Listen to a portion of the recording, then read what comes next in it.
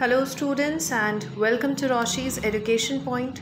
Today, we will be starting with your new milestone social science textbook, Class 4, Chapter 8. The name of the chapter is Soils of India. Soil का मतलब होता है मिट्टी. First comes importance of soil. मिट्टी की क्या importance होती है? Soil covers a major part of the earth's surface.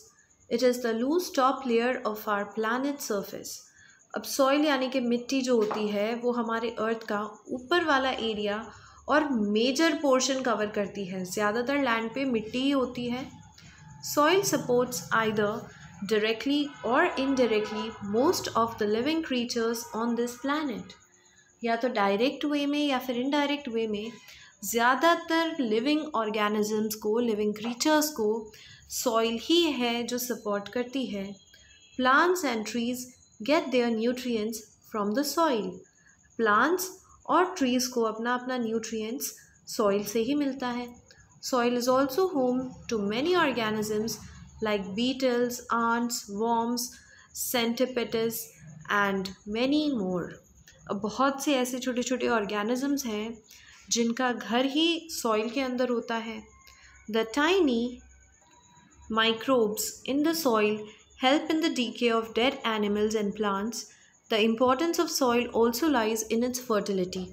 Microbes are very small organisms. तो ये क्या करते हैं कि जो डेड प्लांट्स होते हैं, एनिमल्स होते हैं, उनको डिके करने में भी हेल्प करते हैं और सॉइल में तो फर्टिलिटी भी होती है. The process of decomposition also helps in making the soil fertile and creates humus. Humus is an organic substance consisting of decayed vegetable and animal matter. अब decomposition का मतलब होता है जब अच्छे से जो डेड प्लांट्स होते हैं, एनिमल्स होते हैं, उनका जो न्यूट्रिएंट होता है वो मिट्टी के साथ मिक्स हो जाता है. उससे हमारी सॉइल फर्टाइल भी होती है और उसमें ह्यूमस आ जाती है. ह्यूमस क्या है? ह्यूमस एक ऐसा ऑर्गेनिक सब्सटेंस है जो बनता है डिकेड वेजिटेबल या एनिमल मैटर की वजह से. It provides nutrients for plants and increases the water retention capacity of the soil. अब ये जो decomposition का process है इसकी वजह से soil के अंदर बहुत ज़्यादा fertility आ जाती है और ये जो fertility होती है ये as in the form of nutrients हमारे plants ले लेते हैं. इसकी वजह से क्या होता है, मिट्टी के अंदर अंदर हमारा water retention भी बढ़ जाएगा. retention का मतलब पानी रुक जाता है मिट्टी के अंदर ज़्यादा. सॉइल ने क्या करा, अपने अंदर पानी भी रोक दिया और प्लांट्स को न्यूट्रिएंट्स भी प्रोवाइड कर दिए. Now comes formation of soil. Soil बनता कैसे है? The formation of soil is a process that takes over hundreds of years. Some of the factors responsible for soil formation are. अब soil बनाना एक दो दिन का काम नहीं होता है, इसमें कम से कम हंड्रेड्स ऑफ ईयर्स लगते हैं. लेकिन कुछ फैक्टर्स की हम लोग यहाँ पे बात कर रहे हैं जिनकी मदद से हमारा सॉइल बनता है. Number 1 is rain. रेन यानी कि बारिश. When rain false over the mountains the water brings with it very small rocks and minerals. अब जब बारिश होती है पहाड़ों के ऊपर से तो पहाड़ों के ऊपर से पानी तो आता ही है नीचे, साथ में छोटे छोटे पत्थर भी लेकर आता है. द प्रोसेस ऑफ वेयरिंग और grinding down of particles washed away by water is called erosion. अब ये जो प्रोसेस हुआ कि पानी की वजह से कुछ कुछ पार्टिकल्स, स्टोन्स ये नीचे जा रहे हैं, टूट रहे हैं, इसको इरोजन बोला जाता है. These fine rock particles settle down on river beds or land and make soil. अब यही रॉक्स जो माउंटेन से गिरकर नीचे रिवर के बॉटम पर आकर सेटल हो गए हैं, इन्हीं से हमारा सॉइल बन जाता है. Second is your climate. Moisture, rain and temperature together can break down the rocks and hard surfaces into fine particles. Moisture यानी कि नमी, rain यानी कि बारिश, temperature यानी कि जो आपका environment का temperature होता है, कितना गर्म कितना ठंडा, इन सारी चीज़ों की वजह से पत्थर तक भी टूट जाते हैं. Extreme temperatures also affect mountains and rocks. Extreme यानी कि बहुत ज़्यादा गर्मी, बहुत ज़्यादा ठंडी, इनका इफ़ेक्ट देखने को मिलता है माउंटेन्स पर और रॉक्स पे. Too much heat leads to expansion and cracking of hard surfaces. अगर ज़रूरत से ज़्यादा गर्मी आप कहीं पर किसी पत्थर पर दे रहे हो तो वो क्रैक होने लग जाता है, टूटने लग जाता है. When it rains, water gets collected in these cracks, and when temperature goes below freezing point, the frozen water puts pressure on the sides of the rocks, breaking them further into small pieces. अब crack हो गया, crack होने के बाद बारिश आएगी तो वहाँ पे बारिश का पानी फिट हो जाता है. ठंड होती है तो बारिश का पानी जम जाता है, और जब वो जम जाता है तो वो अपनी साइड की वॉल्स पे प्रेशर क्रिएट करता है, जिसकी वजह से और ज़्यादा वो पत्थर टूट जाता है. Next factor is plants. Roots of plants can also break hard rocks into very fine pebbles. Pebbles यानी कि छोटे छोटे पत्थर. तो प्लांट्स की रूट्स की वजह से भी बड़े बड़े पत्थर छोटे छोटे टुकड़ों में टूट सकते हैं. The roots penetrate into the cracks and break the rocks. The sediments or pieces of rocks may move around quickly, but it takes hundreds of years to turn them into the soil. If the soil gets polluted, we cannot renew it in our lifetime. It takes thousands of years for it to be formed again. अब जो plants होती हैं उनकी roots पत्थरों के crack में आ जाती हैं और फिर वो पत्थरों को तोड़ देती हैं. और ये चीज़ें इतनी जल्दी नहीं होती है, बहुत साल लगते हैं इसको. और एक बार अगर आपकी सॉइल पल्यूट हो गई, ख़राब हो गई, तो उसको रीन्यू करने में भी इतना ज़्यादा टाइम लगता है, और जब तक तो हम जिंदा ही नहीं रह पाते हैं. Now comes types of soil. अलग अलग टाइप के सॉइल होते हैं. India is a vast country. Different regions have different types of soil. अब इंडिया इतनी बड़ी कंट्री है तो यहाँ पे तो अलग अलग टाइप के सॉइल देखने को मिलते हैं. Number 1 is black soil. It is also Regar soil और कॉटन सॉइल. अब ब्लैक सॉइल को रेगर सॉइल और कॉटन सॉइल के नाम से भी जानते हैं. This soil is black in colour. अब ब्लैक सॉइल नाम से पता लग रहा है कि ब्लैक है कलर में. It has a fine texture and can retain a lot of water. अब ये एक ऐसा सॉइल होता है जिसमें काफ़ी ज़्यादा क्वांटिटी में हम लोग पानी को स्टोर कर सकते हैं. It has a high humus content and is rich in clay. इसके अंदर ह्यूमस कंटेंट भी काफ़ी ज़्यादा होता है और ये क्ले में भी रिच होता है. This type of soil is suitable for growing cotton. अब ये वाली जो मिट्टी होती है ये बिल्कुल सही होती है कॉटन ग्रो करने के लिए. It is formed by the breaking up of lava rocks that erupt out of volcanoes. Volcanoes होते हैं, जब वॉल्केनो का टेम्परेचर बढ़ जाता है तो वॉल्केनो फटता है, लावा निकलता है. ये लावा जब ठंडा होता है तो ये ब्लैक कलर का सॉइल आपको दे देता है. This soil is found in central and north western part of the southern plateau, Maharashtra, Madhya Pradesh, parts of Karnataka, Tamil Nadu, Andhra Pradesh and Gujarat. ये वो जगह हैं जहाँ पर आपको ब्लैक सॉइल देखने को मिलता है. Then comes red soil. It is mostly found in the southern plateau region. Red soil contains iron which gives it red color. अब रेड सॉइल सर्दर्न प्लेट्यू में देखने को मिलेगा. यहाँ पे आयरन का कंटेंट ज़्यादा होता है मिट्टी में, इस वजह से ये रेड कलर की है. It is also formed by the breaking up of igneous and metamorphic rocks. जब इग्नियस और मेटामॉर्फिक रॉक्स टूटते हैं, ये दोनों क्या हैं, तो जैसे आपके कोर्स में अभी ये नहीं है कि इग्नियस रॉक क्या होता है, मेटामॉर्फिक रॉक क्या होता है, लेकिन ये पत्थरों के अलग अलग टाइप्स होते हैं. It is typically found in areas where there is relatively less rainfall. अब ये जो रेड सॉइल है ये ऐसी जगह मिलता है जहाँ पे बारिश थोड़ी कम होती है. It is not suitable for growing crops. अब अगर बारिश कम होती है और आपको पता है कि अपने को अगर क्रॉप्स ग्रो करना होता है तो पानी तो ज़्यादा लगता है, तो फिर ये वाली मिट्टी सूटेबल नहीं होती है क्रॉप्स को ग्रो करने के लिए. However, farmers add manure and manage to grow a few crops like groundnut, jowar and बाजरा. अब फार्मर्स, हमारे जो किसान हैं, वो इतने ज़्यादा टैलेंटेड है कि वो ऐसी मिट्टी को भी काम की मिट्टी बना देते हैं, उसमें मैन्योर खाद डाल देते हैं और वो मैनेज करके 3 क्रॉप्स तो उगा ही देते हैं, groundnut, jowar and bajra. This type of soil is found in Tamil Nadu, Karnataka, Maharashtra, Andhra Pradesh, Telangana, Madhya Pradesh, Orissa, Jharkhand, Chhattisgarh, West Bengal and Assam. ये वो जगह है जहाँ पर आपको रेड सॉइल देखने को मिलेगा. Then comes alluvial soil. It is the most suitable soil for growing food crops. खाने की चीज़ें उगाने के लिए इससे अच्छा सॉइल है ही नहीं. It is found in the regions which are drained by rivers and their tributaries. For example, the northern plains of India and the delta regions.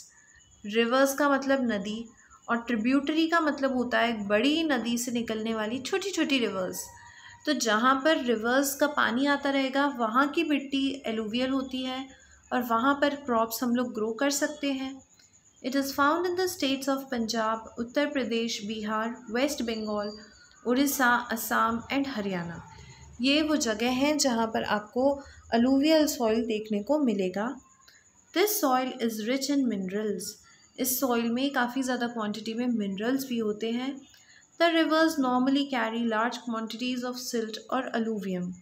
अब रिवर्स में पानी कंटिन्यूसली फ्लो करता रहता है तो अपने साथ साथ बहुत ज़्यादा क्वांटिटी में सिल्ट या अलूवियम भी लेकर आ जाती हैं। Silt consists of the fine particles in soil which are carried by running water and are deposited as sediments. As the river flows, the silt gets deposited on the banks of the rivers and the areas around it. अब जहाँ पर पानी flow कर रहा है ये अपने साथ सिल्ट लेकर आएगा और किनारे पर ला ला के छोड़ देगी, जिसकी वजह से वो जो मिट्टी है वो बहुत ज़्यादा फर्टाइल हमारी हो जाती है। Alluvial soil is good for the cultivation of rice, wheat, jute, pulses, sugarcane and oilseeds. This is the most common type of soil found in India. अब इंडिया में ज़्यादातर जगह पर हमको alluvial soil ही देखने को मिलता है और यहाँ पे क्रॉप्स के नाम हैं जो alluvial soil में हम लोग ग्रो कर सकते हैं। Next is your desert soil. It is mainly found in the dry and arid areas of Rajasthan and Gujarat. अब नाम से क्लियर है डेजर्ट सॉइल डेजर्ट में मिलेगा और डेजर्ट होते हैं ड्राई एरियाज़ में जहाँ पे बारिश कम होती है, जैसे कि राजस्थान है और गुजरात है। It is a very dry soil and is reddish brown in colour. अब बहुत ही सूखा है ये सॉइल और ये रेडिश ब्राउन कलर का है। It is porous, infertile and can not retain moisture. पानी इसके अंदर रह नहीं सकता, फर्टिलिटी बिल्कुल नहीं है इसमें। Although it is not possible to grow crops in this region, but proper irrigation facilities have enabled cultivation of some crops. अब वैसे तो इस मिट्टी में हम लोग कुछ भी ग्रो नहीं कर सकते हैं, लेकिन इरिगेशन की मदद से आज के टाइम पर हम इस मिट्टी में भी क्रॉप्स को ग्रो कर लेते हैं। Then comes forest soil यानी कि mountain soil. It is mostly found in the mountain regions of India. पहाड़ों पर मिलने वाला सॉइल है। इट इज़ डार्क ब्राउन और ब्लैक इन कलर, या तो डार्क ब्राउन होगा या ब्लैक होगा ये कलर में। This soil is very fertile because of the presence of humus. अब इस सॉइल में काफ़ी ज़्यादा ह्यूमस रहती है तो फर्टिलिटी भी रहती है। This type of soil is found in the lower altitudes of the Himalayas and the regions of Assam, Sikkim, Arunachal Pradesh, Jammu and Kashmir, Ladakh, Himachal Pradesh and Uttarakhand. ये वो जगह हैं जहाँ पर आपको फॉरेस्ट सॉइल या माउंटेन सॉइल देखने को मिलेगा। A large variety of tropical fruits, tea, coffee and spices are grown in these regions. Wheat, maize and barley can also B grown in this soil. अब इस मिट्टी में काफ़ी ज़्यादा मसाले, फ्रूट्स, टी ये सब ग्रो कर सकते हैं हम लोग। इवन व्हीट, मेज, बार्ले भी ग्रो हो जाता है। नेक्स्ट आता है आपका laterite soil. It is a mixture of red soil and clay that is found mostly in regions with adequate rainfall. अब लेटराइट सॉइल कोई नया सॉइल नहीं है, क्ले और रेड सॉइल का मिक्सचर है. ये ऐसी जगह पे मिलता है जहाँ पे अच्छी खासी बारिश होती है. It has low humus content, लेकिन इसमें ह्यूमस कंटेंट काफ़ी ज़्यादा कम होता है. This soil is rich in iron. अब रेड कलर में है तो आयरन तो रिच होगा ही. And aluminium. It is found in the western Ghats, parts of Tamil Nadu, Karnataka, Kerala, Odisha, Assam, West Bengal, Meghalaya and Telangana. ये जगह के नाम हैं जहाँ पर आपको लेटराइट सॉइल देखने को मिलेगा. It is yellowish brown in color. Colour में ये येलो और ब्राउन का कलर देता है. Crops like rubber, coconut, groundnut, cashew, spices, tea, coffee and tobacco can be grown in this kind of soil. Crops के नाम बता दिए जो हम लोग यहाँ पे ग्रो कर सकते हैं. Soil erosion and soil conservation. Soil erosion takes place when the soil is blown away by wind or washed away by rivers or rain. अब सॉइल इरोजन का मतलब होता है जब हवा या पानी की वजह से सॉइल ब्लो हो जाती है, यानी कि वो पानी के साथ या हवा के साथ कहीं और चली जाती है, उसको हम लोग सॉइल इरोजन बोलते हैं। Soil erosion normally takes place in areas that have steep slopes और where trees have been cut down for fuel और कमर्शियल पर्पसेस। स्टीप स्लोप्स यानी कि जहाँ पे ढलान ज़्यादा होती है, वहाँ पर ऐसे मिट्टी नीचे के डायरेक्शन में चली जाती है।